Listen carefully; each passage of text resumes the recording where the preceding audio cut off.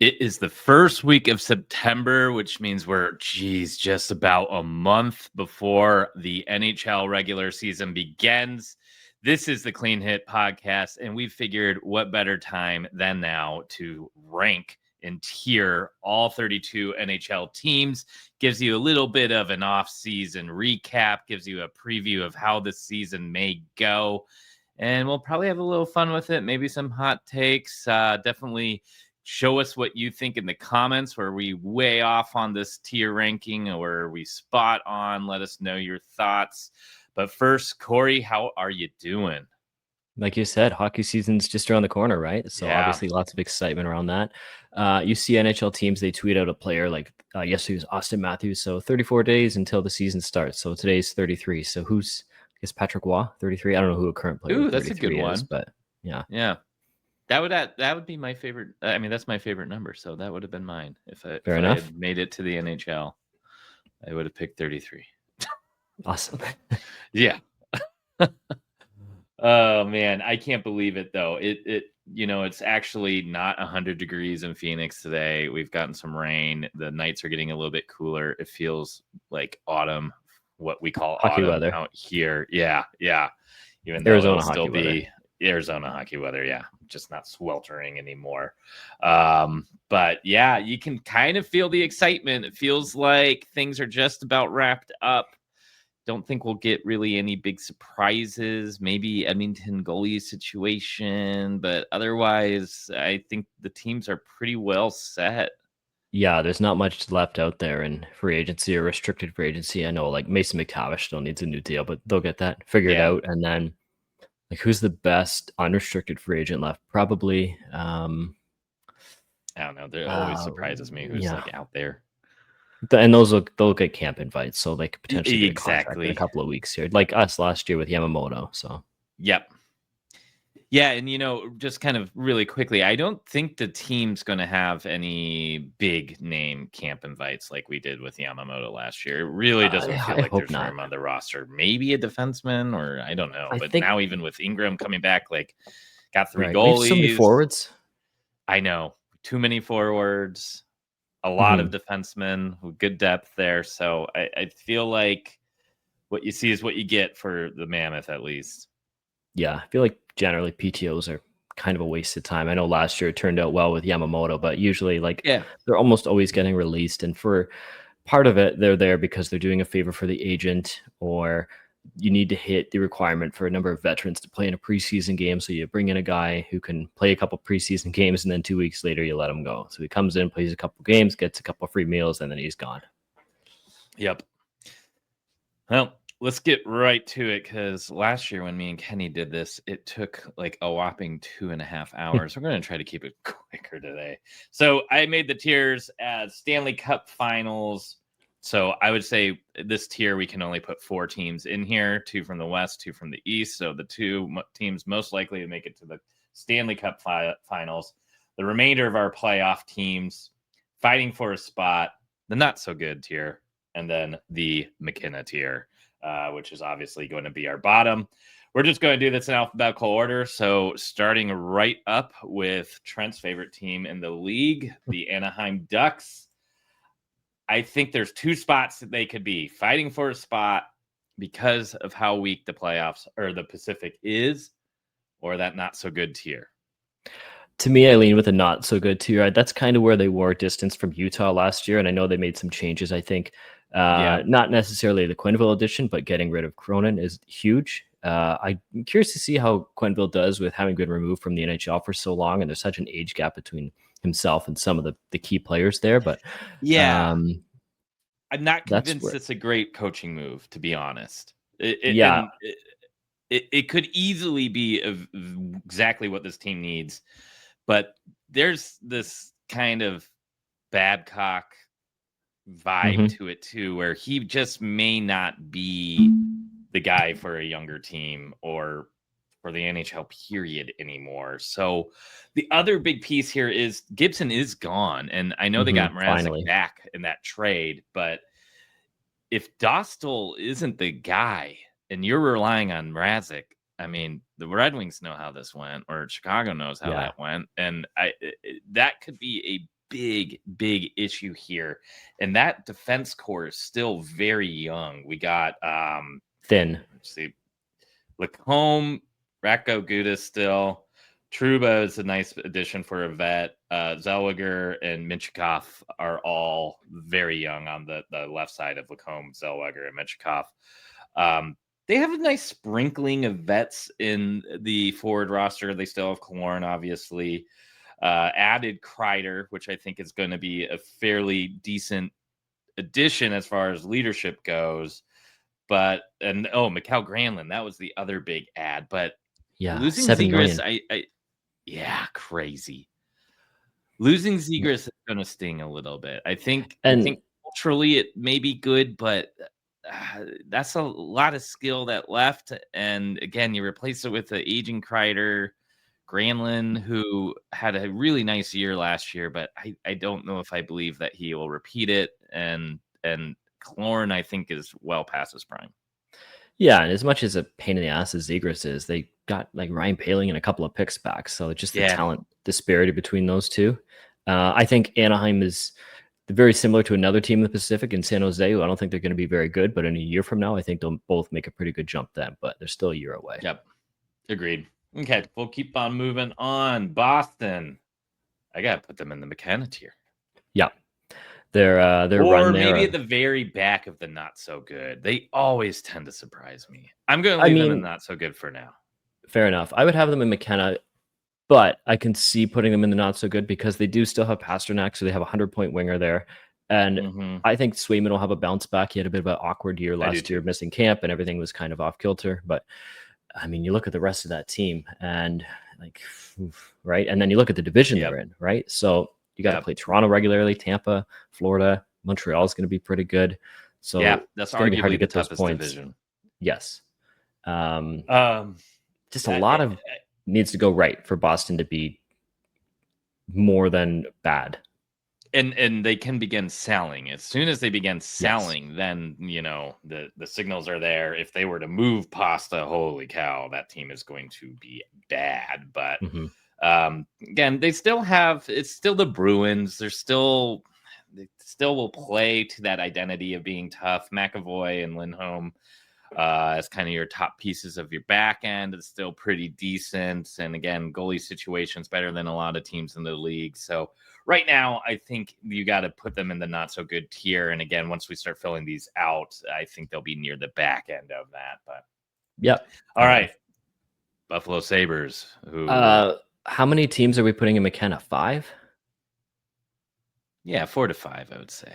I think they're still McKenna, and it's just like I'll see it or I'll believe it when I see it. And it's just some injury issues there. You look at Josh Norris, who I have no faith in him being a healthy player at this point.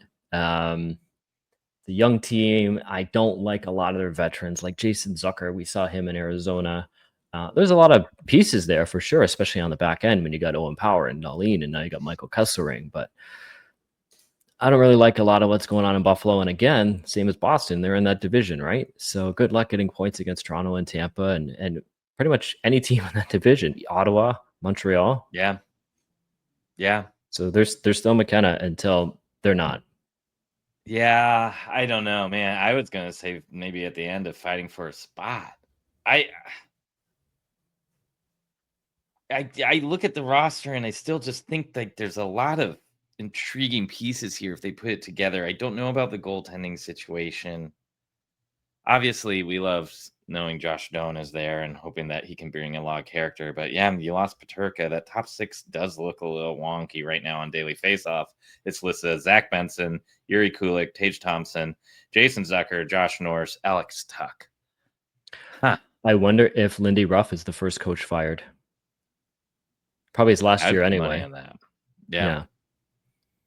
Last year anyway for him, given age. And then you would think there's playoff expectations in Buffalo because there needs to be. They need it. Yeah. It's going to be difficult. I'm going to put them right ahead of Boston right now. That may change. But fair enough. Here's the thing. I think they're, even out of the McKenna teams, I think they're the least likely to sell.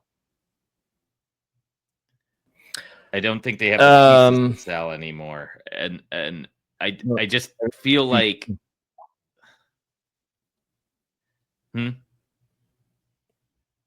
everything is just too young to sell. yeah, exactly. So unless they do something catastrophic like move Tage and say we want McKenna for our new top center, but If they miss a game, right just Tage now, ask out. going into this, I think their expectations are to be fighting for a spot. I think the roster is more in that not so good area, Mm-hmm. and I think they are more unlikely to sell than a lot of these teams that we'll be going through. So right now, let's leave them here. Maybe that can change a little bit. Yep, fair enough. All right, Calgary Flames. I think Uh, I want to put them in McKenna. Same. I think a lot went right for them last year. A lot with Dustin Uh-huh. Wolf, especially. So it's going to be very hard for him to repeat that. I think they're a team that can't score, and they're an older team. I don't know if Jonathan Huberdeau is more of than a 60-point guy at this point.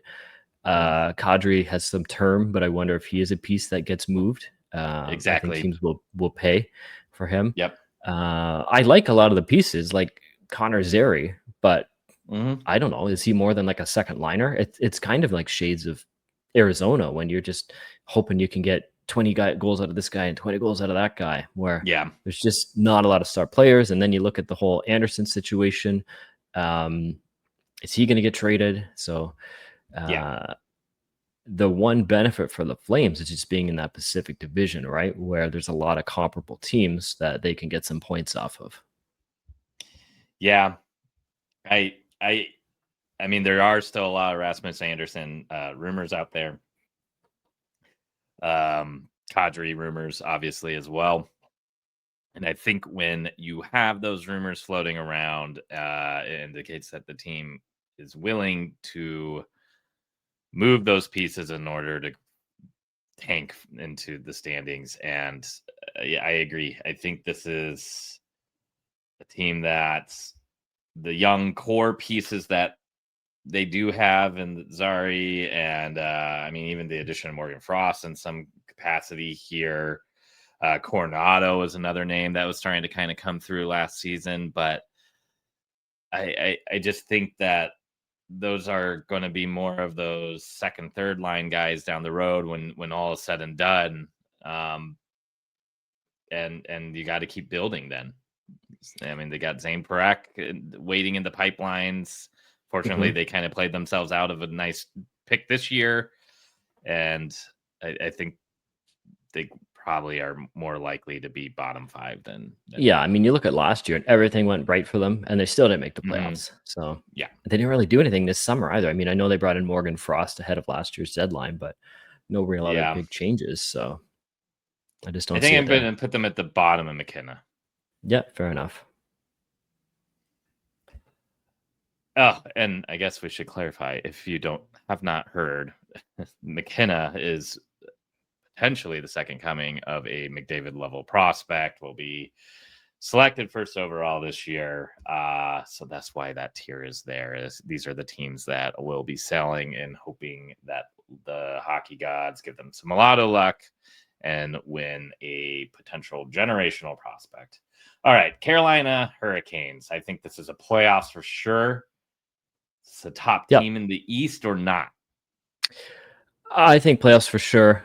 I don't think they corrected the issues that they have. If they run into Florida again in the third round, I will easily pick Yeah. Florida.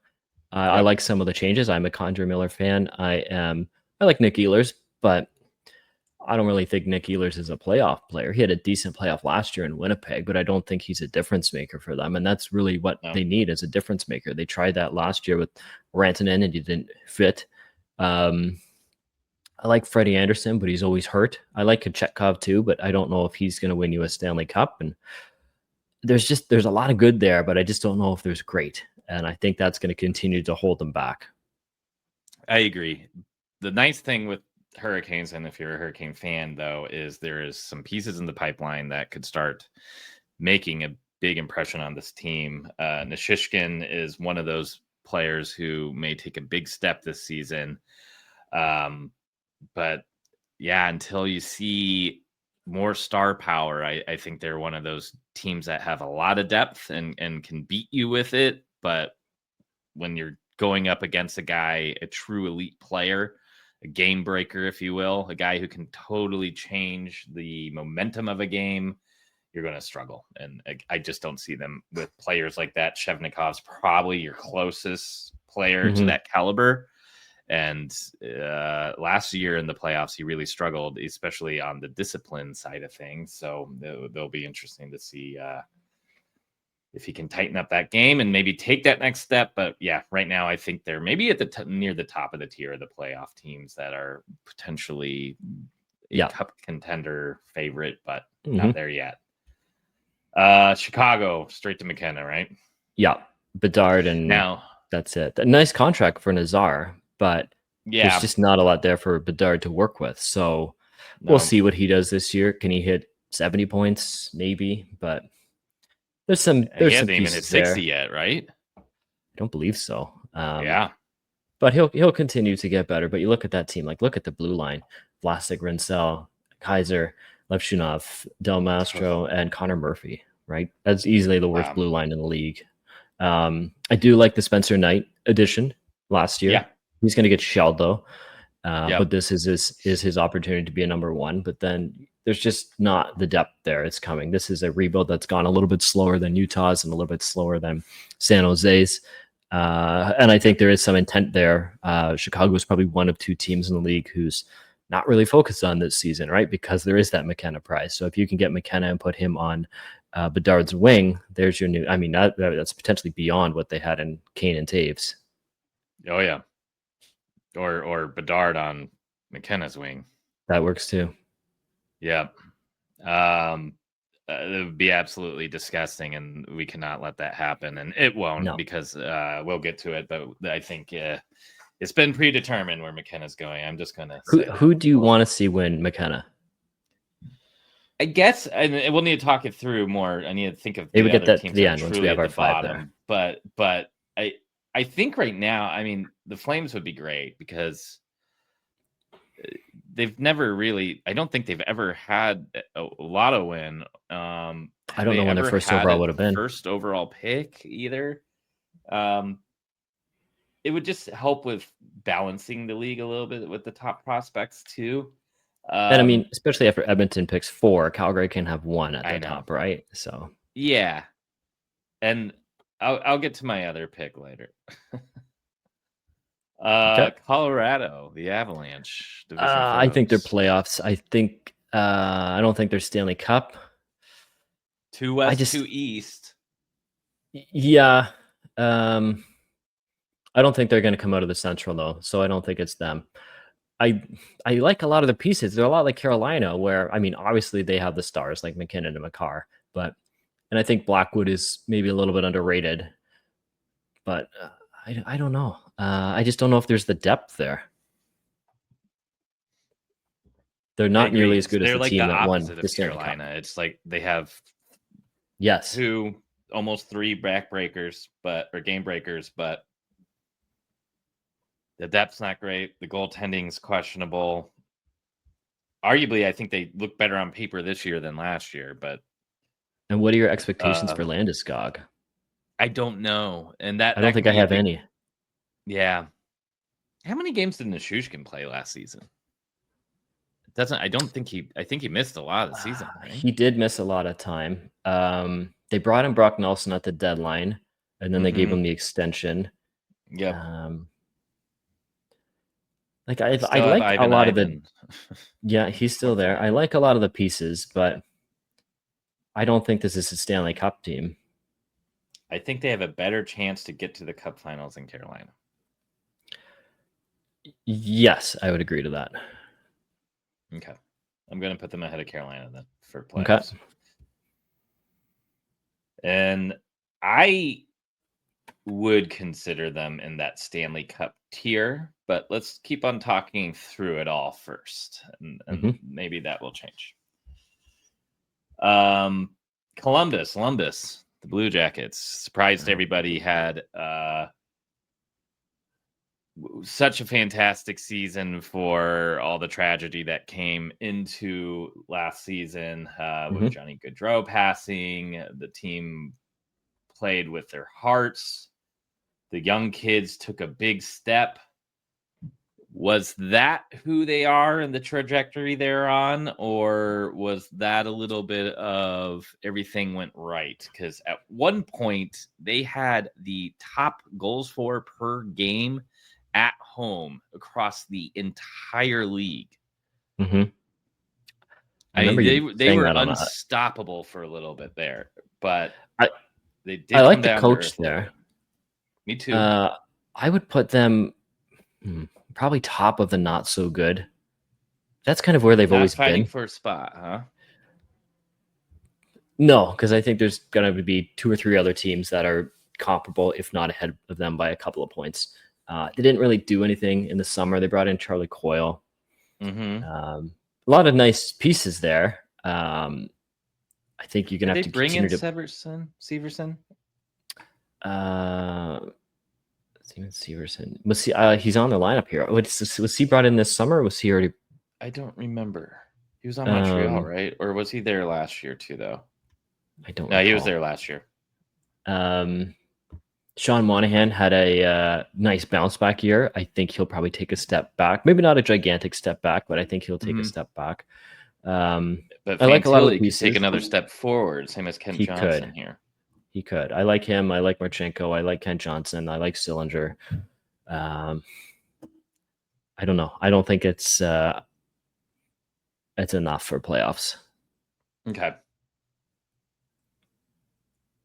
I agree. I'll put them at the top of not so good. That's another one that let's see how many teams we put in the fighting for a playoff spot. All right, another Central division rival, maybe the top team of the Central, and I think this is my first confident vote for a Stanley Cup final appearance, the Dallas Stars. I like everything about them except the coach. I understood why they had to make the change there, but I didn't like the replacement they brought in Gulletson. I think you're in that window of trying to win the Stanley Cup. You hear there's a whole bunch of coaches like, oh, he's a win now coach. Well, Glenn Gulletson isn't that. He failed in Dallas before. He wasn't very good in Calgary. And in my mind, Gallant would have been perfect for Dallas, right? Go and try and win a cup in the next 2 or 3 years. Like, how does he not get that job? Veteran team, fits with what he's worked with. You look at the lineup, like there's no holes in that lineup. No. Jason Robertson had a bit of a slow year last year with all the Team USA pressure, but then had a really nice bounce back. Maverick Bourque is coming along. They got some nice veteran depth in Duchesne and Jamie Benn. Tyler Seguin was back last year. Thomas Harley taking that huge step forward. Yeah, right now they have 2 number 1 defensemen. I do think that is probably the one area they need to continue to add, and that could be something where they just play with what they have up until the deadline, and then they could bring in another piece on the back end. But there's no holes on this team. Maybe some defensive depth, but my caveats would be the coaching, and then I do think they kind of choked a little bit in the playoffs last year. So be curious to see what a full season of Rantanen in Dallas looks like. Yes, I would agree.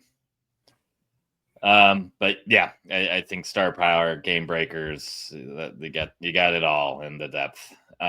Probably on paper, maybe the most complete team in the entire league. Well, there's one other one. And a GM who's won the GM of the Year award 2, if not 3 times in a row. So has the wherewithal and will continue to add to this team to push them into that winner's circle. Yep, I would agree. Detroit, I think you have to say fighting for a spot. You got a GM fighting for a job. Yeah, there's that very awkward headline like next April when Steve Yzerman gets promoted, right, to president of the Red Wings. I don't think they're going to make the playoffs, but they had a nice little turnaround last year after the coaching change to Todd McClellan. I wonder if they just kind of ran out of runway, but didn't really make a lot of changes in the offseason. They brought in Tarasenko, who's taken a step back. And it's They brought just in like John another Gibson. one of those moves Yzerman's done with Yeah, the Red Wings, which I just feel like the style of roster building he has had with them just feels night and day to what he was doing in Tampa. And it's absolutely. just so perplexing. It's just like getting castaways and I mean, you don't like the depth John guys. And Gibson Cam Talbot pairing? I think that's awful. Gibson's always hurt. I'm not a huge Cam I know. Talbot fan. I think he's kind of a 1B at best goalie. And Yeah. like, why are you bringing in goalies? They got Trey Augustine. They have Sebastian Yeah. Cossa, who I think is probably ready to take a backup role this year, but he's not gonna because there's not a spot for him. John Gibson will inevitably get hurt, so he'll play sometime. But I don't know. It's just a very awkward team because you have some veterans in there, but they're always hurt or they've taken a step back. Like JVR, Patrick Kane. Like this would have been a great team like 10 years ago. Yeah. No, I know. I guess you're hoping Edvinson takes another step forward, maybe even Sider taking another step. Marco Casper was looking fantastic at the end of the season, so you're hoping maybe he solidifies himself as their 2C. Right now on Daily Faceoff, he's listed in between DeBrincat and Patrick Kane. Raymond really solidified himself as a top forward, a top winger in the league. But yeah, JVR is sitting right next to him and Larkin, and it's just puzzling. But I think all that said and done, I think this is a team that is good enough to be fighting for a playoff spot the entire season. I think the team themselves know that is the goal, much like Ottawa last season. Do I think they make that next step? Probably not. And as we build out this tier of fighting for a playoff spot, they may be near the bottom for me. Yeah, I'm only confident for their division that they're better than Boston. I don't think they're better than Ottawa. I don't think they're better than Montreal. Buffalo, we'll see. But I agree. I mean, Buffalo, if everything goes right for Buffalo, I think they are in that fighting for a playoff spot again. But I also see where the concerns are of like feeling confident to put them there. I think this is, if Detroit doesn't make it, I think this is 10 years. And what a disgrace after what that franchise was up until 9 years ago, right? So I know. And the end of this doesn't seem to be anywhere in sight because this is a team that hasn't had top prospects. They've been in that like 8 to 12 spot at the end of the season for so long now that it seems like every time that they should be picking high, they didn't. And in weaker drafts, it's when they did pick in the top 5. And yeah, and they never won a lottery too. So maybe that's the McKenna pick. No, there's another one. Fair enough. There's a destiny pick here. Okay. Yeah. Edmonton. All right, Edmonton. Boy, do I not want to put them in the Cup final spot. But I'm still trying to figure out how they got to the Cup final 2 years in a row. McDavid. Yeah, Draisaitl. But it's such an incredibly flawed roster, right? I know. Like if they said to Bill Armstrong, like, hey, outside of those two, you can take anything you want from our roster, free of charge. Maybe Zach Hyman. Maybe Nugent Hopkins. I don't really want anything else. I'm good. Yeah. Bouchard is there, but he's awful on his own end. I guess you could use a piece like Ekholm, but Vasily Podkolzin on a second line. Yeah. Isaac Howard's an interesting addition here. And then their Daily Faceoff is projecting that former Buffalo Sabres first-round pick in the same year as Logan Cooley, Matthew Savoy, will be on the same line as Draisaitl. Isaac Howard is penciled into the top line with Hyman and McDavid. That's a lot of hope, right? Now, that is, to me, those are two players that could help change the dynamic of the offense because, man, last year going into the season, that forward roster looked awful. Yes. Devoid of skill outside of the top guys. Hyman just wasn't the same. So I actually do think there's a chance that this forward group moving forward will be a lot better and that maybe a good mix. The defense is pretty much the same. Goaltending is still very questionable. I mean, I think they're in the playoffs area. Kind of think they're worse than Colorado, though. I think with Edmonton, the thing is they might have a decent path to the final just being in the Pacific, right? So you really just need to be better than Vegas. And they've shown in the last couple of years they can beat Vegas in the playoffs. So there might be another path to the final here as well. True. Vegas has proven they can beat them too, though. That too. I would have them in the playoffs here, but I can understand putting them in the final. What's that? I'm going to put them behind Colorado for now. Okay. But I'm open to moving it. I next up, Florida Panthers. I don't think there's any debate here. I mean, I'm picking them to win the Stanley Cup because I don't see a team that's better than them. I know it's going to be difficult to do it 3 years in a row. I don't believe any team has done that since, was it the Islanders? I don't think Edmonton won. I think Edmonton won 4 and 5, 2, and then Montreal in between, and then another 2 by Edmonton, I think. I think it was the Islanders back in the early 80s. It was the last 3 in a row. No one's done it in the Cap era. I think you'll see them continue to change pieces in and out to get some fresh legs ahead of the deadline. You're going to have half the season of Tkachuk, so he'll be pretty fresh by the playoffs. The one thing with Florida is there's just not a lot of chips left to continue to add to this team, right? They've traded away so many draft picks. They haven't had any prospects to trade because they haven't made those picks. They'll find ways to add to this team. I know they're already starting some of the cap tricks with like 6 years for Brad Marchand, but right now they're still my pick to win the Cup. So 3 in a row for Florida. Would be insane. But yeah, I think they are on paper maybe the best team in the league. I mean, we saw how dominant they were last year, and then they didn't lose anyone. Right. I did. If the roster is exactly the same as the same roster that won you the Cup, I don't know how you can say.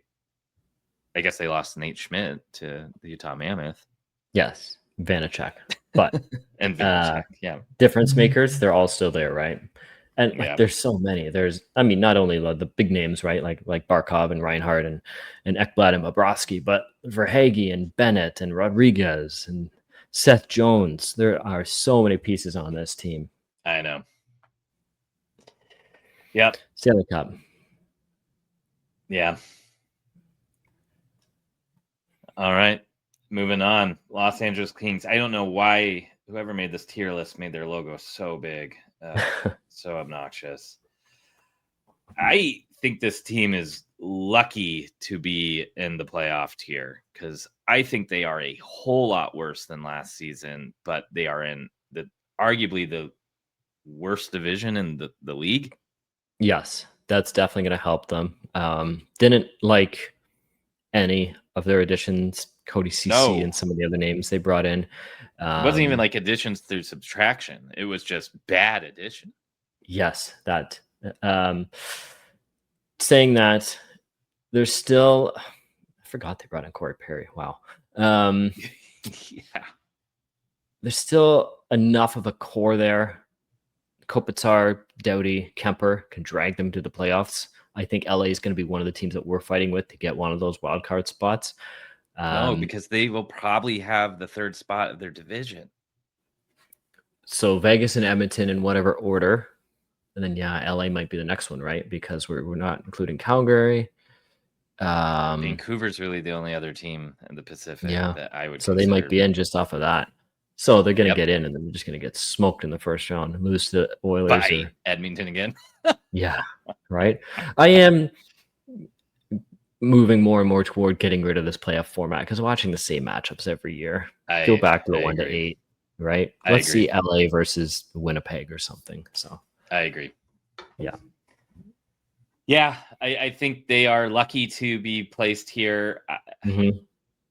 I think in a 1-8 format, maybe we'll talk about that once we have this all lined up. But in a 1-8 They can't score, but they also don't format, let in any goals either. So yes, and they also have the depth where a key injury probably doesn't prevent them from falling too far in the standings. So, I said Tarasenko for the Red Wings, but he's on Minnesota. I've totally forgot he's there now. oh yeah, that's right. Yeah. Tarasenko was on traded for nothing, I believe. Yeah. So speaking of Minnesota, they're up next. Yep. Playoffs, fighting for a spot. They're right in the thick of it with us, right? So I think if we're making it, it's in one of those wild card spots, and I think if Minnesota makes it, it's also in one of those wild card spots. Are they a better team than Utah? Man, I mean, I obviously am biased here. Contract year for Kaprizov. That's scary. Yeah, missed some time last year, so he might have lots of energy in the tank, even more so. I think their center depth is better than it has been before, because I think your boy Marco Rossi is starting to really cement himself as a center for that team. I think they'll probably give him a little bit longer of a leash this season. Eriksson Ek has proven to be fantastic on that top line as a shutdown center who can score as well. And his chemistry with Kaprizov really kind of exploded this season. Zuccarello is a year older. Boldy has looked fantastic. Now you got young guys like Ogren who have made the roster and kind of found their place there. Zeev Buyum is going to be potentially making a big impact on that team. Brock Faber will be in year 3. I think we beat them on depth. Especially on the wing. Them on depth. Sure. I don't know if they have any scoring after the top 2 lines. And even then it gets a little thin, right? Yeah. Like Tarasenko's on the second line probably right now. Boldy, Rossi, and then you have Kaprizov, Eriksson Ek, and Zuccarello, and even like Zuccarello, right? So yeah, I think we can beat them there. Which I think is why we tried to trade Nick Schmaltz there for so long. But I would put Utah ahead of Minnesota. I would put Minnesota in that fighting for a spot, and maybe they just miss by a couple of points. Yeah, I'd agree. But that Kaprizov factor is a little terrifying. If he comes out and gets 120 points. Yep. Hard to beat that. Yep. All right, moving on along. Montreal Canadiens took a huge step last season and made the playoffs before getting bested by the Washington Capitals. I think if anything, this is a team who looks much better than even last season. Lane Hutson obviously wins the Calder. They add Noah Dobson, which is a fantastic piece for their defense. Demidov is kind of the Calder favorite, so this would be a team that would have Rookie of the Year 2 years in a row. There's really nothing on this roster that screams there's nothing on here that screams a lock to the playoffs to me. I think there's issues with depth. I think there's issues with goaltending. I think this is a team who can definitely score, but I think the blue line's pretty decent overall, but there's some questions there, especially with depth. Montembeault is going to have to really repeat what he did last season. I think there's a lot of mirrors of Utah's goalie situation and Montreal's as well. And actually, these are two very similar teams in a lot of ways, of younger teams that are kind of turning the corner. But I like our depth more. There's injury concern issues with Montreal, with Kirby Dach having not really played full seasons. Newhook has question marks proven there. Yeah. And even Patrick Laine is a question mark at this point in his career. I don't know what you're getting there. Yes. No, and that's a And anchor awful if he away is. from the power play. Yep. Um, and then Bolduc was a nice addition here, but I like that they still have Gallagher. I think there's a lot of heart and soul on this team. I think this is a fighting for the playoffs, maybe near the bottom of making the playoffs if we can find enough Eastern teams. Yeah, that's kind of my thinking. I think I like a lot of this team, but there's enough question marks with Doc and Newhook and Line A. I do like Montemo and I do like Jacob Dobesh and net as well. And I like the Yes. Dobson addition. And I think Nick Suzuki is probably one of the more underrated players in the league. Saying that, you look at this division, they're not going to be in the top 3. So then it's 2 spots, right? So, and then I think there's at least one other team in their division which could take one of those wildcard spots. So you're really looking at 1. So I would put them on the outside looking in, which looks like a step backward from last season, considering they made the playoffs. But yeah, it's coming in Montreal. Maybe they take a step yes, back, but it's coming, right? I agree. And you see this a lot with teams, the younger teams. They may make the playoffs one year and surprise people, and then the next they miss, and then all the pieces kind of come together. But yeah, I think if we can't find enough 8 Eastern teams, then I think we pop them in there. But right now, I think they are right behind Minnesota in terms of ranking. Nashville Predators. McKenna. I mean, that's a McKenna, right?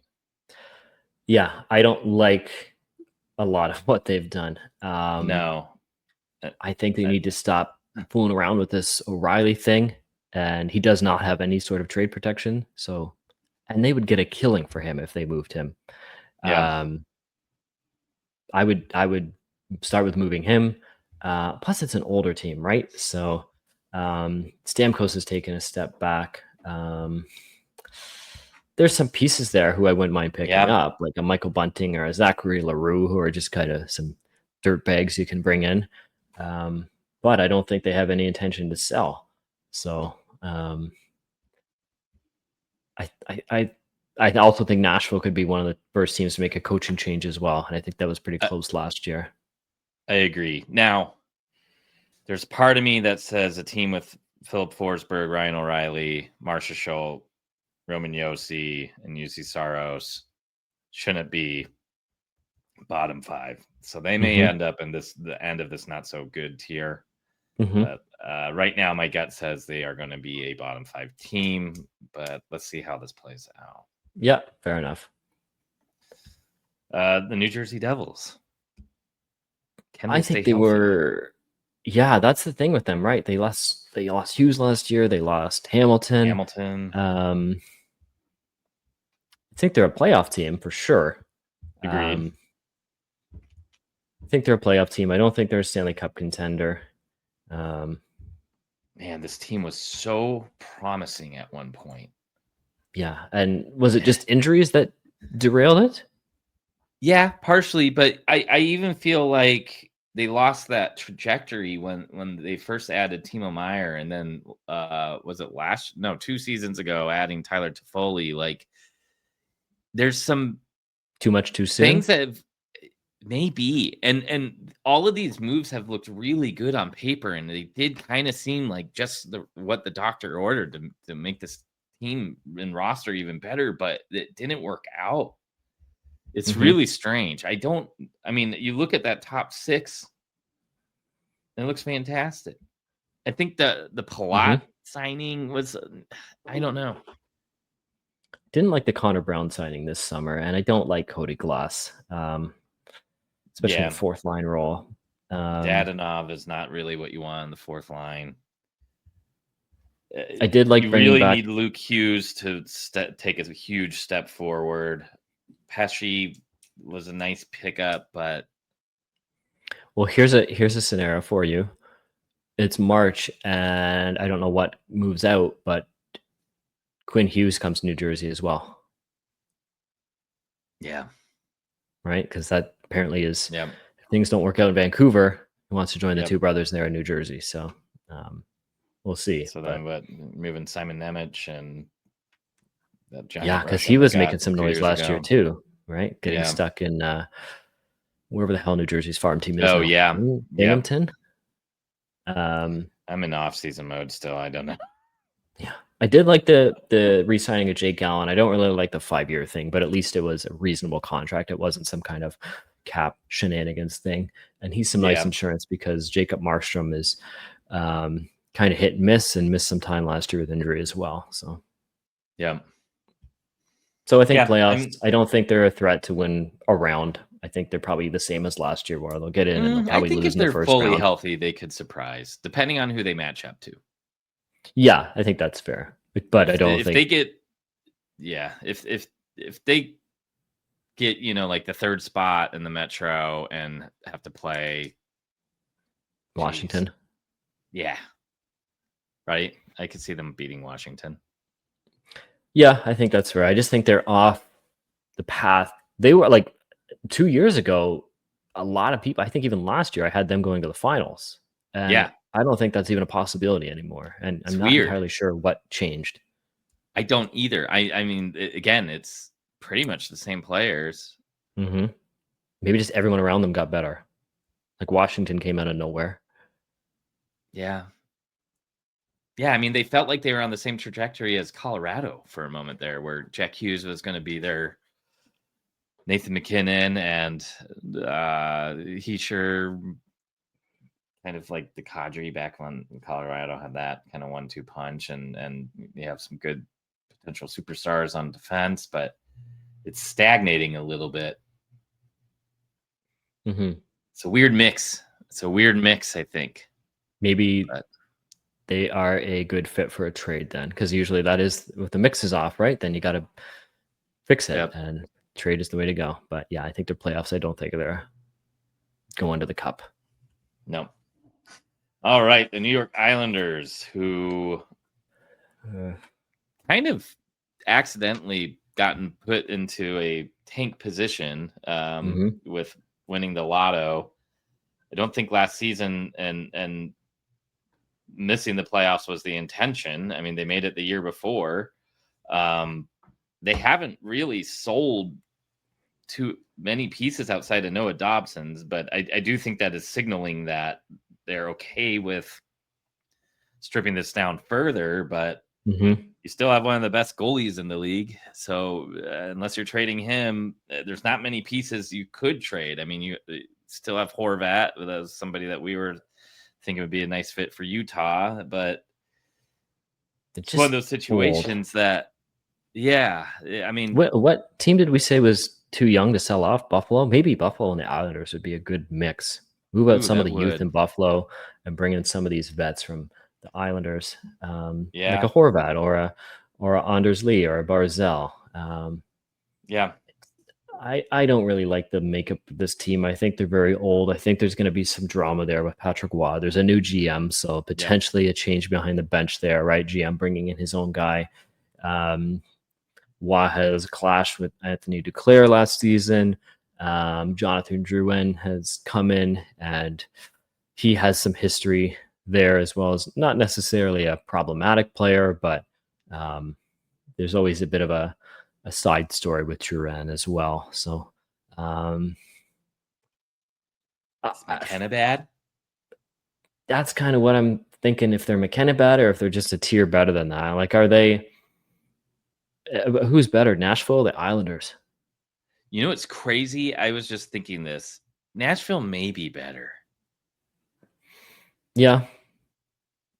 They both got a like solid is goalie. Nashville a team where everything went wrong last season, and or are they maybe that bad? I mean, they were but pushing their chips in. Even if a lot went, like, what do you want to get out of Stamkos at this point? I don't know. 60 points? I mean, he didn't come close to that last year, but if Nashville's better this year, I don't think they're going to be drastically better. No, I don't Islanders, either, but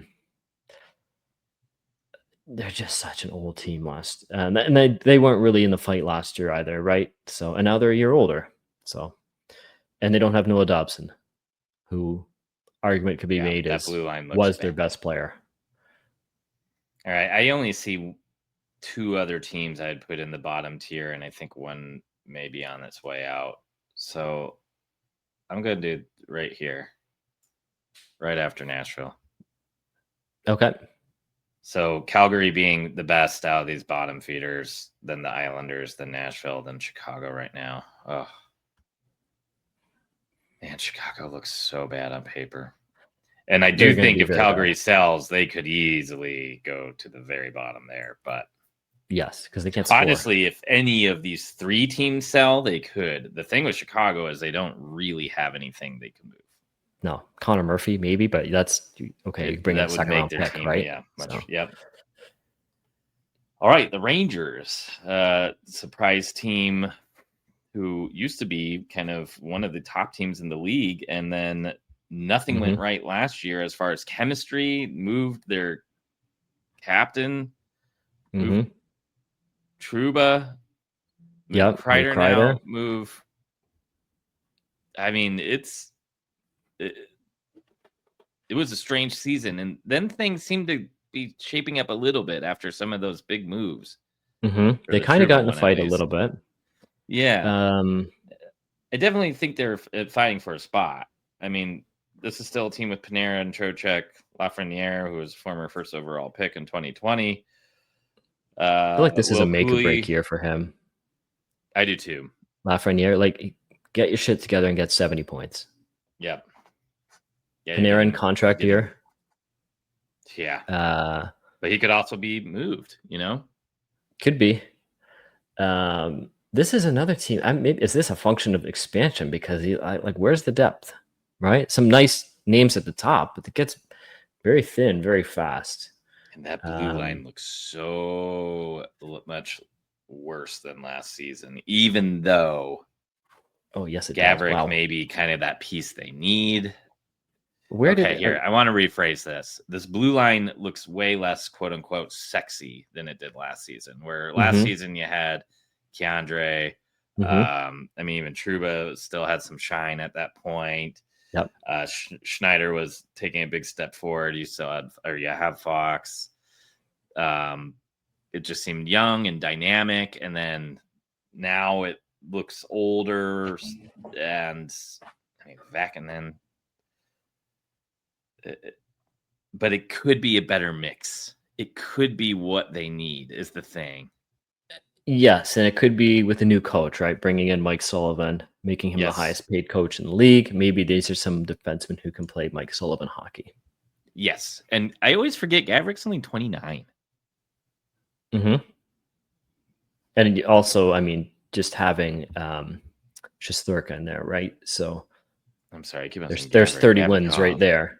Yes. So, and you have Jonathan Quick, who has shown he's pretty solid in a backup role. Yep. I definitely think fighting for a playoff spot. I think you could maybe make the argument that they take the last wild card. So if the Pacific is the worst and the Atlantic is the best, are we saying the Metro is probably third, Atlantic, Central, and then Metro, and then Pacific? Because there's some bad teams in this division, not just the Islanders. I know the Metro may be the worst. Actually, I'm thinking that too now. But you look at the Pacific, and you have probably 2 teams in that bottom 5. Yeah, I don't know. And then you look at this division, and coming up to a couple pretty awful ones here. So yeah. That's an interesting question. Well, let's keep on moving forward. Ottawa Senators, playoffs again? You believe it? You look at that division, Toronto's going to be in, Florida's going to be in. I think Tampa is going to take a step back, but yeah, Ottawa's probably in because the Metro is going to be bad. Now they're not in the Metro, but they're able to punish them a little bit. So it'll be one more wild card open for them. There probably is going to be 2 wild cards from the Metro. The only team. I'm sorry, from the Atlantic. The only team I think that could take a wild card spot in the Metro is the Rangers. But man, I think I would agree with that. Linus Ullmark kind of collapsed in the playoffs last year, but I mean, he still got them there. and that's what we're talking about here if they're going to be a playoff team. And he liked a lot of the pieces, right? Not only Allmark there, but Merrill came in last year, and he showed he can play some minutes. Obviously, Brady Tkachuk, Tim Stützle. Dylan Cousins was a great fit there, especially if it washes your hands of not only the Josh Norris contract, but all his injury history. They brought back Giroux. I like, you know what, we talk about depth. I don't really have any concerns with their forward group. No, not at all. I don't really love Fabian Zetterlund or Amadio, but I mean, David Perron has always been a favorite. Ridley Gregg is kind of like the next David Perron, just this irritating guy who can get 20 goals. Sanderson, Shabbat. I mean, that third Jordan line. Spence, I think that was a nice little addition. It reminded me a lot of the Sean Dursey move, not only because he came from LA, but he's this right shot, kind of undersized defenseman who can get you some points. Really kind of a Moneyball move by the Senators there. I think they're in, and I think in that division, I think when we were talking about Montreal, I was thinking, are they better than Ottawa? And no, I don't think Montreal is better than Ottawa. So I would have them in the playoffs, and we still have a lot of playoff spots open here, right? If with Ottawa in there, we only have we have 8, so we got 8 more to hand out. Wow. Yeah, you're right. Okay. Yep. And again, I think we're going to be moving and fighting for a spot up there too. But Smelledelphia, the Flyers. I think they're too good to be bottom tier here. I think they may have the worst goalie tandem in the league. Yes. I did not like that Vladar idea at all. No. And we've seen that Rick Tocchet seemed to have any hope, needs a star goalie. Man. So they're toast. Yeah, I would have to agree. And then I look at that blue line. Cam York had some nice games last season. I think he's showing that he can be a pretty decent second pair guy, but he is penciled in for the top. Sanheim had a really nice season last year. I thought he finally kind of shown some of those potential that so many people were wanting to see for years and years and years. But now he's on the older side of things. Drysdale was kind of that big piece for Cutter Gauthier last season from the Ducks. I believe he got injured. I like Drysdale, but he's always hurt. Yep. So I just don't really trust that blue line, especially playing in front of Urson and Vladar. McKenna. They got Christian Dvorak penciled in as their 2C. Maybe 40 points, 45. I see they have him here with Zegras and Tippett, so got some pretty good wings, but I think Christian Dvorak is a safe bet for 30, 35 points, but like how far can you push that? Let's say he plays all 82 games, which is not a sure thing with Christian Dvorak. Maybe 45 points. I think they're about here. Oh, you don't have them in McKenna? I would have them in McKenna. I think they're going to be, you know what? I would have them between Chicago and Nashville. I think they're going to be very bad. Really? Yeah. They outperformed 2 years in a row, I think. Yeah. I just, you look at the Tocchet edition, and then does Michkov take a step back? Couturier is always hurt. Zegras is a dice roll. I don't see it. Blue line is thin. Goaltending is not great. Here's one problem. I don't think they have many pieces they would be willing to sell. Yeah. Dvorak had a 1-year deal. So, just the fact that he's a center, and if he can put together a 40-ish point season, maybe he moves at the deadline. But that doesn't hurt you like the way moving Noah Dobson hurts your team, or moving Pasternak would hurt your team. Yes. Even moving somebody like Owen Tippett wouldn't hurt you like some of these teams could do, like Kadri or Rasmus Anderson from the Flames, like Yossi or Saros from Nashville, or Ryan O'Reilly. If both Couturier and Dvorak get hurt, which isn't a crazy possibility. No. Noah Cates is their Yeah. number one center. Well,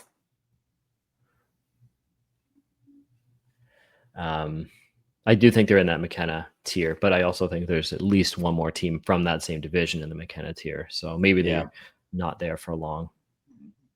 Okay. And speaking of that team, there we go. Yes. Maybe the question with this team is, let's say percentage, 0 to 100. What is Crosby going to be a Penguin after the deadline? Man. No, I'm going he's to going say, to Colorado. You think he's going to move? He should. I'm going to say he should, but I don't think he's going to. I think he's going to stick around. Well, what if they lose Malkin? Or what if they lose Erik Karlsson? Right. I'm so over Erik Karlsson. Yeah. But this is a bad team, though. Right? Oh my god. This is a bad team, though. It's easy to think Crosby, Malkin, and Erik Karlsson, and like how could they be bad in the Tang? Yeah, that's true. But Raquel and Rust are both on the trade rumors already. I mean, if you start gutting some of that, how long does Crosby want to stay? How long does Letang want to stay? Yeah, because this is like full on rebuild. Otherwise, there's not a lot coming. One of the worst prospect pools in the league, right? You think this is McKenna, Lemieux to Crosby to McKenna? This is who's going to win McKenna. I don't know what my reaction to that would be. I know I would be annoyed, but at the same time, it's better than Chicago. Oh, for sure. It's better than Nashville, and I mean, just because Nashville's in our division. They won Crosby, but that was by next spring. That's going to be 21 years ago, right? And they had all kinds of success, but they've also been bad for a very, very long time now. Like I don't even know the last time they won a playoff round. I don't remember the last time they won one, but they were in it just like 3 years ago. Yeah, they've been bad for like 6 years. Yeah, I don't know what my reaction would be if Pittsburgh won. It just, I mean, the fact that you had teams like Arizona who went 25 years, however long they existed, without a star quality player like that, and for one franchise to go from Lemieux and Yager to Crosby and Malkin to McKenna and whatever else. Yep. Right. I know. But I would rather see Pittsburgh win it than Chicago. I don't want them to go to Nashville or the Islanders. I wouldn't mind him going to the Islanders. And Islanders can win it, right? I wouldn't mind him going to Philly. Yeah, I wouldn't mind him going to Calgary. I'd be a little annoyed if he went to Boston. Yeah. I actually thought Boston was going to win last year's lottery. Not Buffalo. It's not the end of the world. I'd rather him go to a team that is not stacked with prospects already, like the Sharks. That would be a disaster. Yeah. I would rather him not be in our division. That too. Yeah, put him in the East. Yeah. But yes, I do think Pittsburgh is in that McKenna tier. I do too. I think they're near the bottom because, again, I think right now on paper they're probably actually near the top. Okay, but I think they're more likely to sell than Philly, and they have bigger pieces that are really going to hurt. I think they have more pieces that they would be willing to sell than the Islanders that will really hurt them. I mean, if they were to move Crosby, holy cow, what's this team look like? Right. If they move Letang, good luck selling a ticket. Yep. And I don't even know if the return would be that great. Like if he's going to Colorado, he's going to pick where he's going, right? And if there's only one team in the bidding, I don't think the return's McKinnon. Can you imagine? I think it'll be a fair return, but it won't be like a video game style return, which it should be. Yeah. Now that I'm looking at this, I kind of want to leave this as a bottom 5. I think Islanders move themselves out. Okay. just don't think. I think they're more of a. I mean, with Sorokin, That helps. yeah. Is San Or Jose in Philly. that bottom tier though? I don't think so anymore. So I speaking of, think. I mean, I wouldn't be against not putting them in that tier, but I think San Jose. I think San Jose is kind of like Anaheim. I don't think they're as good as Anaheim, but I think they're going to be bad again, and then a year from now they're going to take a really big jump, like a I would 10 or agree. 15-point jump. I'd agree. I don't think their rebuild has been as nice on paper as Utah's, and I think they've done some stuff that I don't really like who was it, Thomas Hurdle to Vegas. Yeah. And they kept a huge piece of it. I didn't really like that. Yeah. But I like a lot of the players here. Obviously, Celebrini and Will Smith. Jeff Skinner, I don't know why they're bothering with that. I know. Now that I'm looking at this roster, it is a little bit worse than I was thinking it was. I was thinking they had added some better pieces, but Timothy Liljegren as a defensive piece here you've added. John Klingberg. I think they had him last year too. Yeah, adding Klingberg. Orlov's a nice pickup for this team, but man, that I mean, it's Ferraro, Liljegren, Klingberg, and Orlov as your top four right now. I think the most exciting thing in San Jose is Askarov is going to be the starter for the full season. Yep. If I was a Sharks fan, that would be one of the most exciting storylines. After they did the Blackwood thing, they did the Gorgiev, and they brought in Ned. What's his name? Ned. I don't want to say his full name because I'll stumble through it. Nedeljkovic. Yeah. Yeah. So 2 new goalies there, but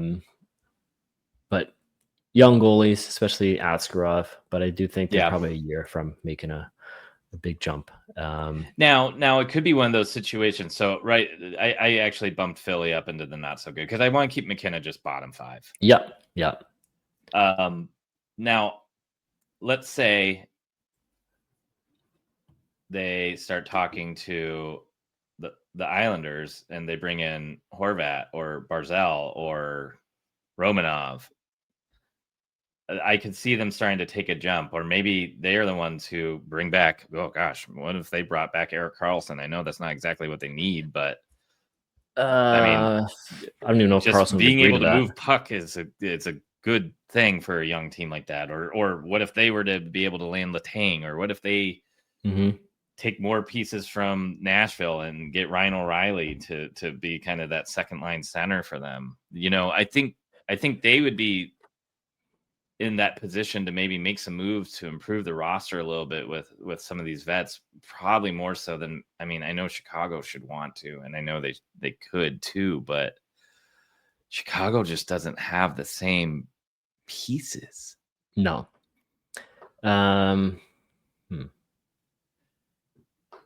Yeah, I don't know. I don't know if there's a whole lot to sell off here if you're San Jose. They are the one team I don't want to see win McKenna.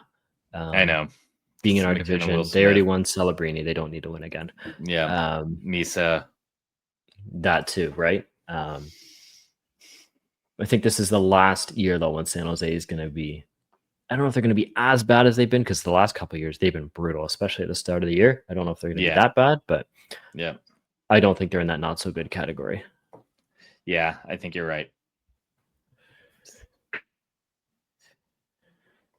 I think that that's the bottom 5. I feel pretty good about that. And again, partially because I think some of these teams have a better... I think your Flames, Pittsburgh, and Nashville even have the best odds of selling pieces that could really, really burn them. I know Islanders, if they were to move Horvat or Sorokin, obviously that would too, but I just don't know if they're willing to yet. I mean, they had a really, really nice draft. I haven't heard anything that the new GM wants to keep on gutting. Yeah. And I don't know if Philly's there. So. Right. Seattle. Just looking at their lines here, they are a little bit better than I was thinking off the top of my head. They did bring in a new coach as well in Lane Lambert. So they're going to play some very boring defensive hockey that can win some games. Gosh. But there's a whole lot about this team I don't like. I don't like the name. I don't like the logo. I like a lot of these pieces, but just together, I don't know. It does seem like they're getting rid of some of the just third line vets that made up the entirety of their forward group. Yes. Seeing Matty Beniers with Kako again at the top line, but they're still stapled to Schwartz unless something happens. Jared McCann had a really bad down year. Chandler Stevenson addition was a big question mark. Yep. Still have Eberle on the team. It's just crazy. And the Mason Marchment was just not what they needed. This was the team that bringing Zegras. Like this would be a team to see if Zegras can blend. See, it can blend, sure. But and they didn't do the group. And I really like the Kako pickup for them. But same. Even Kako started stalling out a little bit. Shane Wright, can he make that next step? Maybe, but I don't think that's enough. No, I think he's kind of in that Lafreniere category. Like, okay, like, yeah, let's get going here, right? Yep. And then there's just nothing interesting on the blue line to me outside of Dunn and Montour. I feel like this team is the definition of not so good. I do too. And I think kind of where you have them placed is perfectly there. With Buffalo, there's hope, and Boston is just on the downslide. I think all the teams ahead of them have more youth that could really help push them forward. I even think Buffalo's mix is. I still think Buffalo may be closer to fighting the third playoff spot, but I'm fine with this still. And then all the people below them, I feel have that potential to tank, and probably at this point have worse rosters. But I think all three teams below them probably have some spots that Seattle doesn't have. Boston, the goaltending. Islanders, the goaltending. Mm-hmm. Philadelphia has Mishkov. Right. And some younger pieces, I guess. But yeah, that seems about right. St. Louis Blues. I think that's still a fighting for a spot, right? Yeah, there's still enough of a core there. Side note, love the colors of the new jerseys, kind of the throwback. I don't like what they did with the logo. It looks like it's controversial. I know. I like the colors. I like the blue and I like the yellow, but the logo looks like it got like crunched. It's one of the better logos in the league. Like, don't touch it. I know. Yeah, there's enough of a veteran presence here that will drag them into the fight. One of the better coaches, one of the better GMs. Are they a playoff team? I really do think everything went right for them after Four Nations and Bennington got. Yeah, they didn't lose any games. No. Are they better than Utah? I don't. Again, it's hard to say. Because I think that's one of the teams we're fighting with for that wild card, right? And they're in our division too. So. Yep. I don't know. Their depth. I might have them in the playoffs. I don't like their blue line as much as ours. Yeah, that's fair. Cam Fowler and Periaco, Philip Broberg, who looked great for them. Justin Falk is a year older. Tucker and Mallory. And if Bennington is a head case and takes kind of goes back to how he had been outside of his Stanley Cup winning season and the last third of last season. Is there a scenario where both St. Louis and Utah make the playoffs? Then Minnesota would have to miss unless they get one of the top three, which don't think top three, I assume, is going to be Colorado, Dallas, Winnipeg. I kind of like this now that I reshuffled them. Mm-hmm. Montreal as the top of the fighting for a playoff spot, partially because they're in the East. If they're in the West, I'd probably bump them down. Then Minnesota and St. Louis back like neck and neck. Okay. And just looking at it here, right now, we don't have any team in the playoffs that didn't make it last year. And I think generally, probably 2, 3 change out. Yep. So, okay. Tampa. Could that be one of those teams that changes out? Man, you can't see their logo. Tampa. I don't think so. Just, I mean, you have Point, you got Kucherov, you got Vasilevsky, you got Jake Gensel, you got Brandon Hagel. Yeah, whoever designed that Tampa logo on this thing. They're probably in. I think so. Not division, right? It's Florida and Toronto are going to get. They'll get at the top of the Atlantic, and then Tampa's probably the next one up. Yeah. So just based on that division, I think Tampa's in, and I think if we want to jump right to Toronto, I think Toronto is in too. I don't think Toronto is nearly as good as last year. Don't think Matias Maccelli is anywhere near Mitch Marner. Let's hope he gets 51 points, and then we can get that conditional pick. But I don't think Toronto's is good. The Nick Waugh getting something out of nothing, essentially, with Marner is pretty good. Did they really do anything else? I don't think so. No, but you have a full year of Carlo on the team now. I think that blue line does look. I mean, honestly, I think I could make the argument to put them up here. I know. I'm sorry. Like, do they have the mix now to do that? I mean, their thing is just addition to by subtraction situation here.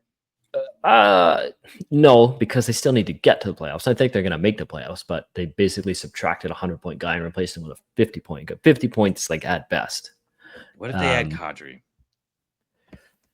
I don't think they can. I don't think they have the pieces to do it. I'm still not even sold on Calgary moving him. I mean, Toronto's thing is just if they can get by Florida, sure, but I don't think they can get by Florida. So I think it's going to be the same thing all over again. So they'll play whoever in the first round, unless it's Florida, and beat them. And then they're going to run into Florida and lose. Yeah, so the playoff format sucks. Yes. I just don't know which other Eastern team I think is better to go to the finals. I think Washington might be a little underrated. Wow. They got. I wonder how much of last year's was Carolina, just though. Ovi Magic. Sorry. How much of last year was Ovi Magic? Yeah. Saying that though, a lot. Look at the goalies. I like Dylan Strome. I think they missed. Sorry. I think they missed the playoffs. Wow. Okay. I would not say that. I would have them in. So who's making it in place? Oh yeah, because they're in the Metro. Yes. So you would have Carolina in, you would have New Jersey in. So Rangers. Then you got to put like the Rangers in otherwise. But I mean, Strome, Ovechkin, McMichael, Dubois, Wilson. I think they're right here though. Okay. See, I mean, to me, they're similar to Florida just in terms of that path, or even Edmonton, where you're going to have it probably an easy first round where you can take out a wild card team, and then you might be able to get in just on the weakness of that division. So I could see a Eastern final of Washington and Florida. Wow, man. I just don't think they have the speed. I think they would struggle against Jersey. I think they would struggle again against Carolina. Mm-hmm. I don't think they could beat either of those teams. A healthy Jersey, I think, would take them. Okay. So how many we got in the playoffs now? 4, 6, 8, 1, 2, 3, 4, 5. That's 11. Unless we're putting all the 4 remaining teams in, we still got to bump up one team. Oh, holy cow. So if we want to just wrap up these last 4, I don't think Vancouver's making it. No, I think they're in the all that drama from last year, I think, is going to carry over. Yeah, and I think The they're Quinn like Hughes in stuff. this route, and I mean, if the Yeah. Quinn Hughes thing, I mean, if that, and they didn't really address any of the moves they made. No, and like Pedersen, all that is still a question mark. Who's They their brought coach back now? Adam Foote, old assistant coach. Oh yeah, Um, oh yeah, they added because he's Evander close with Quinn Kane. Hughes. Yeah, they brought in Kane for whatever reason. They re-signed Besser. They re-signed Garland. Yeah, Pedersen, Marcus Pedersen, and it's Huge three question marks in Pedersens. net with Thatcher Demko's health. Yeah, Kevin Lankinen, I think, is. I don't really have concerns about him, but I gave him the contract as well. I think it's going to be a bit of a sideshow year in Vancouver. yeah, I think it could be too. I think you have to put them in that fighting for a playoff spot just because of Yeah, Quinn Hughes, Pedersen, and the other Pedersens. yeah, I would have them there too. But if things go like way off the rails here, They could be in like I the. could see them slipping below Anaheim in the I Pacific. do. Oh yeah, same. Yeah. All right, Vegas Cup final. Yeah, I think so too. I think they're there though. I think they were a little bit embarrassed last year. I think Marner to Eichel is going to be a thing, and I actually do think Marner is going to potentially shape up a little bit after that. Get away from the Toronto circus. Yep. He can just be a human in Vegas, and he's not constantly under the microscope. Yeah. Contract year for Eichel. Losing Pietrangelo obviously sucks, but they still have Hanifin, they still have Theodore, who might improve if they have that role now, right? So I agree. Yeah. I think Hanifin was a little buried, to be honest. I think their blue line, even without Pietrangelo, was probably top 5. Yeah. They have 2 number 1 defensemen there, if we're calling Hanifin a number 1, because I think Theodore is a 1. I agree. And I think when they had Pietrangelo, they had 3. Any concerns in net with Hill and Akira Schmid? No, not just the way they play systematically and everything. Okay, fair enough. One of the better coaches. I think they could struggle against Edmonton again, but we'll see. That's the thing, right? Their Edmonton is Toronto's Florida. Yep. But I think they're a better team than Edmonton. But that just has not seemed to matter in the playoffs for whatever reason. No, except for the year they beat them and won the cup. So that has happened. I don't think they're a better team than Dallas, but I do think they could go to the Western Final. Yep. Okay. The Winnipeg Jets. Playoffs, just because we don't have a spot left for the West Final. And I think kind of scared shitless about Connor Hellebuyck because he was the worst player in the playoffs last year by a considerable margin. Like, can you not let in 4 goals every game? Yep. Awful. Losing Ehlers hurts. Yep. They brought in. It's always going to be hard to bring in new players. Yep. Who knows what Jonathan Toews is going to be for them. Yeah, I kind of put him in the Landeskog box where if you get anything out of him, great, but I have no expectations there. Kyle Connor, contract year. Not only that, but I mean, does he want to go back to Winnipeg? I don't know. He's not Canadian. It's always hard to recruit players to play there. But this is a lot of the same team that just crushed it last season. Yeah. I think they're a playoff team. I think they could. I don't think they're getting to the West Final because I don't think they're a better team than Dallas. I think just Dallas had kind of a weird playoffs last year. Winnipeg ended up beating them. But, right? Did Winnipeg get to the... No, did Winnipeg lose to Dallas? Winnipeg lost to Dallas. Yeah, okay. I think Winnipeg's in, especially in our division. I think there's a gap between Dallas, Colorado, Winnipeg, and the rest. So I think they're in. Okay. And then, dude, do you think the Utah Mammoth sneak in? Yeah, I do. I was a little unsure heading into this, but just seeing it all Uh, on paper ahead of us here, I think they're in. Um, I think they're one of those wild card spots. Like I said, I don't think they're better than Dallas, Colorado, Winnipeg. Um, but I think they're in that kind of that same window as LA and Minnesota and St. Louis. I think they can outscore LA. I think they can outscore Minnesota. And you know what? Minnesota and probably St. Louis as well. yeah, We're going to need some health and some consistency from Karel Vejmelka. I don't know what to expect from Connor Ingram and Vitek Vanacek. I mean, 15, 20 games, whatever. It's not going to make a big difference yeah. if we But make the I playoffs or not. do think Ingram could rebound and could be the starter. I mean, Yeah. we've seen Yeah. this He's total happen dark before. horse, right? Yep. Um, And I think that actually is one reason why I have a little bit more confidence in the tandem than, say, the Blues' tandem. yes. Blue line is better than the Blues as well. And just Yes. younger, hungrier, not like tired. Like Clayton Keller is way better than anything St. Louis has up front. Well, Robert Thomas. I I don't would even still think go ahead of Thomas has had Keller. a 90-point season. Yeah, I would agree. I would agree. Keller's more of a game breaker. How many points for Keller this year? Over under 95. I will take 95. Yeah. Yeah.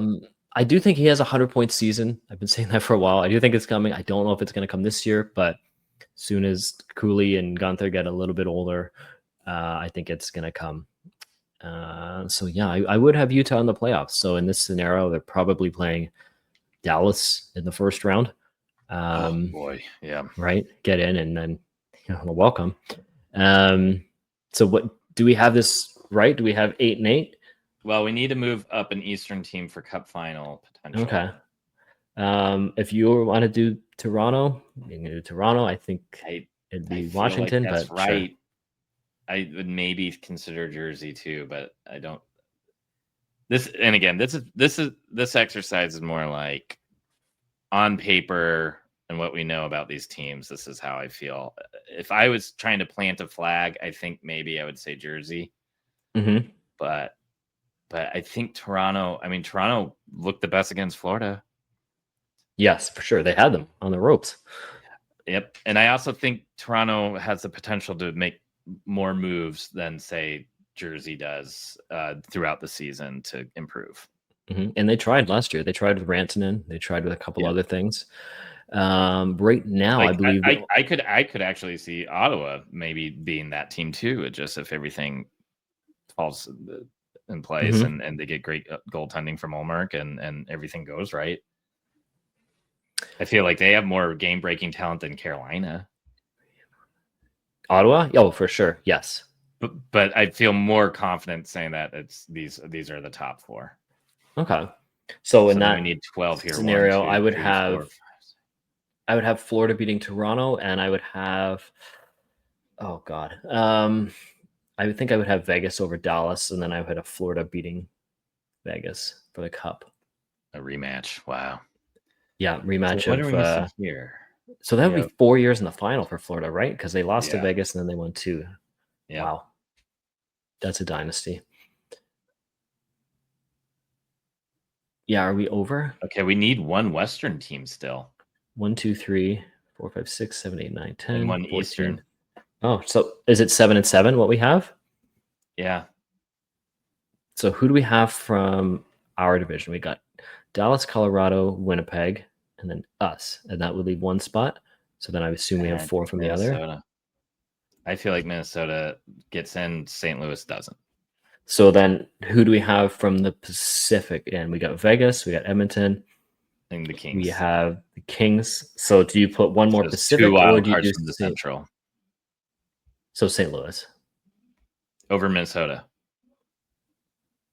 Oh Minnesota, shit. who missed Kaprizov for so much of the year, who have 2 young defensemen. Who Yeah. may be really, Okay. So yeah, then I would have I like, Minnesota over St. Louis. yeah, Yeah, keep them. yeah. And then And Binnington, I just don't think Binnington's going to be able to do what he did again. Right. So do we need one more team here? We need one more Eastern, which this feels right, but man, I would go Montreal. In this case, we only have one playoff team different and it's I know. us over St. Minnesota Louis, for which St. seems a Louis. little odd. But like how we have it right now, who is the biggest like one you're unsure about where you could see we're not even close? I think Capital. Man, if Capitals weren't in the Metro, I could see that being an issue. Mm-hmm. Because I moved Columbus into that fighting for a spot. Because man, Columbus, Buffalo. I mean, every single team in the Atlantic is good. Outside of Philadelphia, no, the Philly's Metro. I'm looking at Outside those Boston. 2 tiers fighting for spot, not so good. I don't think the McKenna tiered teams have any chance. No. If there's like one team in those group of, what is that, 11 teams that we've wildly miscast, I think this is. I think Rangers have a shot to bump Montreal out. Mm-hmm. I think I would pick Anaheim if there's one team that we've totally just missed the mark on. If a lot goes right there, and they take the step now instead of a season from now, which isn't unprecedented. Montreal did it last season, right? So I actually think I like this. I think Anaheim is more in that fighting for a spot than Columbus this year. I think Columbus has had all that everything to play for last year and everything kind of going right. I think Ducks take that step up and are fighting for a spot. Mm-hmm. Especially because Columbus are in the Metro? Columbus is the Metro. That helps. So, or is that the reason why they played so well last year? a part of it for sure. What if this happens? I mean, maybe, yeah. New York could be like this year's Vancouver, right? Where just everything goes. Yeah. Or last year's Vancouver, where just everything goes wrong. But Vancouver is still fighting for a spot. Yeah. I don't think there's a team out of the mix right now. Like, because I'm looking at it, we only have one team different, which isn't unheard of. I think it's generally like 2-3 teams change, especially with this new format. Oh, well, the other one would be Utah making it. Utah and Minnesota would be 2 teams. Oh, true. Okay, so who do we have out? We have St. Louis out, and we have, who do we take out? No, Minnesota made it last year because they lost to Vegas. That's right. Yeah, that's right. Because Marco Rossi got knocked down to the 4th line. But this did make me more confident in Utah making it. It's just they need to be a better team than Minnesota and St. Louis. That's it. The Pacific is so weak that you got one of those games. Vegas and LA are pretty safe, I think. So yeah, better than the Ducks, but I don't really have that. And the thing is if LA were to have some injury issues and fall out of it, the problem is that doesn't make another spot for a Central team. No. If anything, it just means Vancouver makes it or Anaheim makes it. Mm-hmm. So Utah makes the playoffs as a wild card. Let's say they could potentially play any of Vegas or Dallas or Colorado or Edmonton. Who do you want to play the most and who do you want to play the least?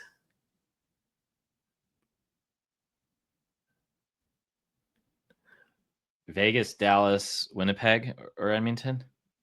So or Colorado Vegas, Edmonton from Pacific, and then Dallas, Colorado from our own division. I feel like we always have trouble with Dallas. And Colorado would be really fun. Yeah, not only because they're right next door, but we see, even going back to Arizona days, I mean, not including that playoff series, but we were kind of decently competitive against Colorado. Yeah. Edmonton, oh, jeez. It'd be great to knock them out, but man, it would be insufferable if they didn't. It'd be embarrassing to lose to them, yes. Yeah. But I wonder, because I think we're the better team outside of the top 2. We don't have a McDavid or we don't have a Draisaitl. Mm-hmm. But, I mean, even if you take away one of those guys, I think we might be able to knock out Edmonton. Also a contract year for Connor McDavid. Yeah. So one more year in Edmonton before he signs in pretty good. Utah. I wonder, it's going to be interesting to see how it all plays out. But you're right. I mean, there's usually more than one playoff team that switches out. So, I mean, it's also easy enough to say a couple things go wrong in Montreal, Detroit slips in, or the Rangers slip in because they didn't make it last year. So this could be it. Agreed. And then injuries changes up another two teams. But like I said, this gave me a lot more confidence of Utah making it, which is good because I know Bill Armstrong has basically said playoffs are bust this year. So, and lots of chips if they want to add at the deadline. So, they do, yes, up our chances, right? Picks. So, yeah. All right. Well, let us know how you think we did. Which ones did we get right? Which ones did we get wrong? Is the whole thing kaput, or are we like Houdinis here and we just figured out how the season goes? Make sure you like and subscribe to Clean Hits on YouTube. You can also find us on Spotify and Apple Podcasts. And don't forget, you can pick up some t-shirts and swag at shop.cleanhits.com. Or I'm sorry, shop.cleanhitshockey.com. And you can find us on our Discord at discord.cleanhitshockey.com. And brushing off the rust of the off season with some of my read alouds right now. We got our first guest of this upcoming season next week, or maybe this week as you're watching this. So be sure to tune into that. It's going to be a really good episode, along with one more of the Future Face-Off. That is Trent's series with different kind of prospect influencers or podcasters or bloggers from other teams. He will be taking on the Montreal Canadiens. He had a short delay of when he was able to record, but that should be coming out next week as well. And then, man, rookie camp begins next 2 weeks. Next week, yeah, right there. So the 11th or the 12th. So there is going to be NHL quality hockey in the Utah area. So make sure you're going and checking out the scrimmages and practices. Is the new practice rink all set up too? Saw some photos the other day. Looks like they're made a hell of a lot of progress. I don't think it's ready to go just yet, but I don't think it's too far off. So Delta Center as well. I know we're starting with a couple of road games on the start of the year, but the renoed, at least phase 1 of the Delta Center will be ready to go mid-October. Yep. We'll need to get some of our boots on the ground friends on the show to get us up to date. And it is right around the corner. So we will have some awesome content as we ramp back up into the season, get all that rust brushed off. And again, you can find us all throughout the socials or join us in the Discord. And this is going to be a fun season. I cannot wait to see what this offense brings. Tusks up. Yep. All right. See you, everybody.